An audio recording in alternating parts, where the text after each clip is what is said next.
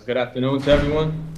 My name is Hector Soto, and I'm testifying in support of the visitation bill 1720, House 2551, an act to build restorative family and community connections.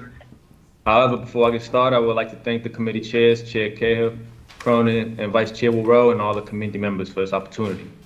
I've been incarcerated for 15 years, and this has played a pivotal role in my rehabilitation and in my process. But more importantly, it's played a pivotal role in the mental health of my family. Throughout this time, if it wasn't for visits, I don't know where they would have been. But to support this bill is to support our families. That's why to highlight this bill, it would be a disservice to talk bad about visits and what's going on. Because when I think about visits, I think about my mother, and I'm gonna share this with I think about my mother and the ability that she had to come up and be able to hug me for the past 15 years that I've been here. I think about seeing my little brothers and building with them through a visiting room, and how now they're in college, pursuing their education and didn't follow in my footsteps. I think about Earl Foljam's son, V, who's doing great things in the community right now, about to graduate school. I think about Corey Patterson's son, Jeremiah, who's also going to testify today, and how that kid's a high honor student. But how is that possible?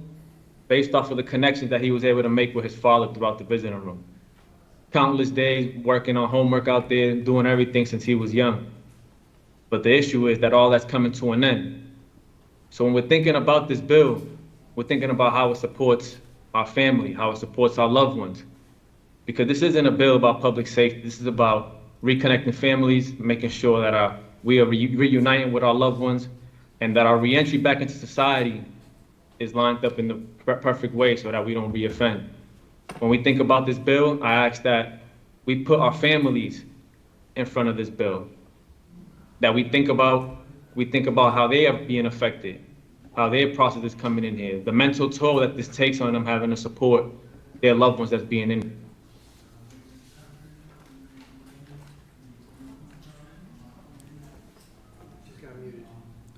You're muted on your side.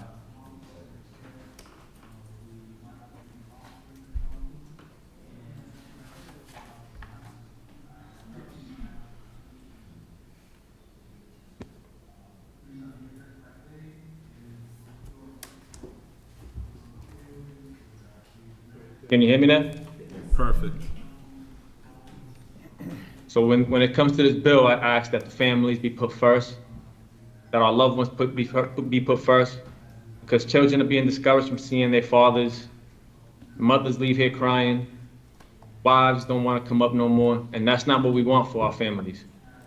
We want to reunite families. We don't want to disconnect families and destroy communities, because if we're building communities, we should be reuniting. So I just ask that our families be put first, and that we think about those that's actually being affected by this. Thank you. Thank you for your testimony.